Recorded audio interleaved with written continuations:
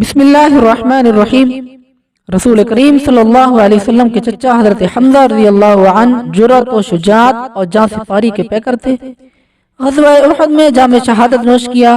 حضرت امام بخاری اور دیگر اہل تحقیق نے آپ کے قاتل حضرت وحشی جو کہ بعد میں مسلمان ہو گئے تھے ان کی زبانی آپ کی شہادت کا واقعہ نقل کیا ہے، جسے اختصار کے ساتھ بیان کیا جاتا ہے۔ جب قریش مکہ جنگ احد کے لیے روانہ ہوئے تو میرے مالک جبیر بن مطعم نے مجھے کہا، اگر تم بدر میں میرے چچا کو قتل کرنے کے عوض محمد صلی اللہ علیہ وسلم کے چچا کو قتل کر دو تو تم آزاد ہو۔ میں حبشی الاصل تھا اور نیزہ مارنے کا ماہر تھا۔ ہند زوجہ ابو سفیان نے بھی مجھ سے کثیر انعام کا وعدہ کیا، کیونکہ اس کا باپ عتبہ بھی حضرت حمزہ کے ہاتھوں ہلاک ہوا تھا۔ معرکہ شروع ہوا تو میں صرف حضرت حمزہ کی تلاش میں تھا۔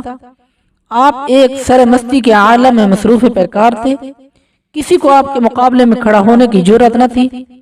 میں نے پوچھا، یہ جوان مرد کون ہے؟ جدھر کا رخ کرتا ہے لوگ بھاگ کھڑے ہوتے ہیں۔ لوگوں نے بتایا یہی حمزہ ہے۔ میں نے دل میں کہا، آج میرے مطلوب تو یہی ہی ہیں۔ میں مناسب موقع کی تلاش میں رہا، کبھی کسی درخت اور کبھی کسی چٹان کی اوٹ میں چھپتا چھپاتا ان کے نزدیک پہنچنے کی کوشش کرنے لگا۔ اسی اثنا میں ایک جنگجو کافر سبا بن عبد العزى الغشانی سامنے آ نکلا۔ حضرت حمزہ کی نظر اس پر پڑی تو اسے للکارا، اے نازیبا کام کرنے والی عورت کے بیٹے، آج دو ہاتھ ہو جائیں تو اللہ اور اس کے رسول سے دشمنی رکھتا ہے۔ یہ کہہ کر آپ اس پر حملہ آور ہو گئے اور آن واحد میں اسے قتل کر دیا۔ پھر اس کے بے جان لاشا سے زرہ اتارنے کے لیے اس پر جھکے۔ زور لگانے کی وجہ سے آپ کا پاؤں قدر پھسلا تو آپ کے پیٹ پر موجود زرہ ذرا سرک گئی۔ میں ایک چٹان کی اوٹ میں گھات لگائے بیٹھا تھا۔ میں نے اپنے نیزے کو پوری قوت سے آپ کے پیٹ پر دے مارا، جو ناف کے نیچے سے اندر گھسا اور پار نکل گیا۔ آپ نے غضبناک شیر کی طرح مجھ پر جھپٹنا چاہا، لیکن وار مہلک اور زخم کاری تھا۔ آپ اٹھ نہ سکے۔ میں وہاں سے چلا آیا۔ جب آپ کی روح قفص عنصری سے پرواز کر گئی تو پھر وہاں آیا۔